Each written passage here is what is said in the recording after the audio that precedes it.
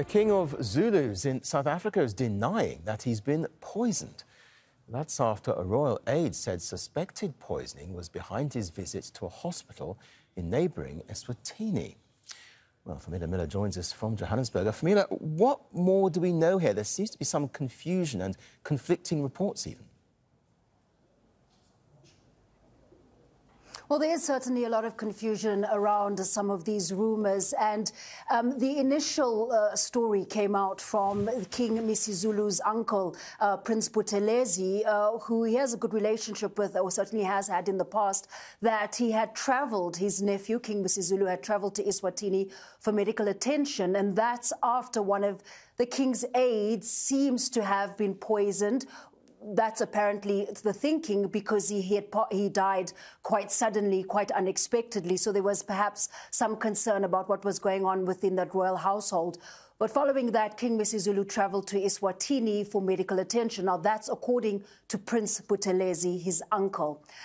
Following that, though, there's been a statement that's been issued by King Misuzulu's office saying that he's in good health, that there hasn't been a poisoning, and that he often pays courtesy visits to Eswatini, where his uncle, King Mswati III, is ruling that country. So they say there's been no reason other than the courtesy visit, and while he's there, he's then sought medical attention as a routine checkup. Now, it seems as if the initial part of the story did come primarily and only from Prince Buthelezi, his uncle, who had spoken to a couple of hours ago, who had said that he had heard from King Mswati in Eswatini from his brother that there was concern around a poisoning.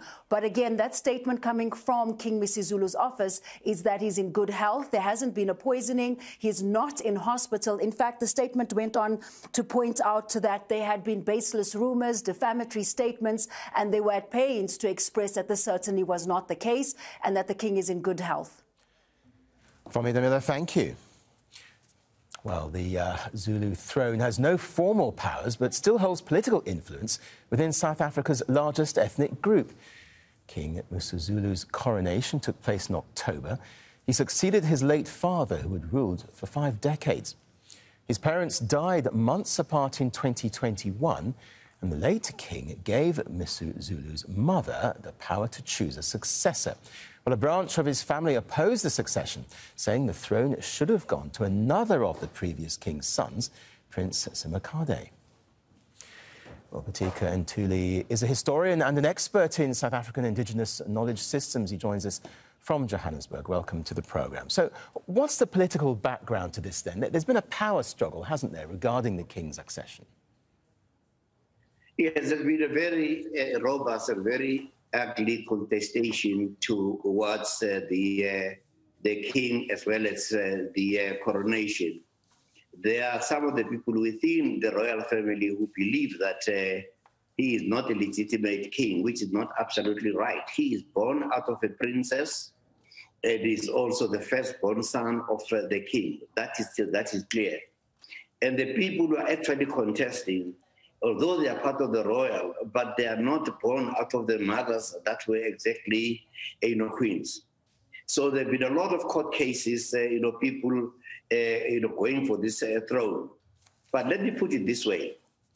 In Zulu culture, only one person cooks for the king and one person feeds the king. Not even the king's wives or children feed him, in order to guard against the very, matter of, poisoning. But the poisoning of his, chief aide is another matter. But there are people inside there who suspect that what if you buy the only person that, feeds the king and promises them something? But that's not absolutely the issue. It is that the royalty in KwaZulu-Natal and the Zulu kingdom has worked up the issues of poisoning from since time immemorial. Who feeds the king, who does everything to the king. The king's safety is entrusted in a very, very, very few hands, particularly when it gets onto food. One person, feeds him, not even his favorite wife, if there is anyone. OK, let me just jump in and ask you this. I mean, the monarch's role may be largely ceremonial in wider society, but he does wield considerable influence, doesn't he? Definitely, he will. I mean, the Zulu nation is quite one of the biggest, and its history and its struggle against colonialism, like in 1879, defeating the British in the Anglo-Zulu War, and the royal customs and everything that is there. It's very, very powerful. And even the late king, the father to the present king, also played a very crucial role when there were disputes amongst the people within the kingdom and outside the kingdom. So it is a very, very powerful political force. And the monarch does have a multi-million-dollar government-funded budget too. Yeah, they have but a lot of money. That's where the problem is, because those who are actually challenging him are challenging him, because of the resources that might be got. Because when you look at their own credentials, you find that they are absolutely, lacking, cultural and traditional authenticity. OK, we'll leave it there. Pitika Ntuli, thank you for joining us here on Al Jazeera.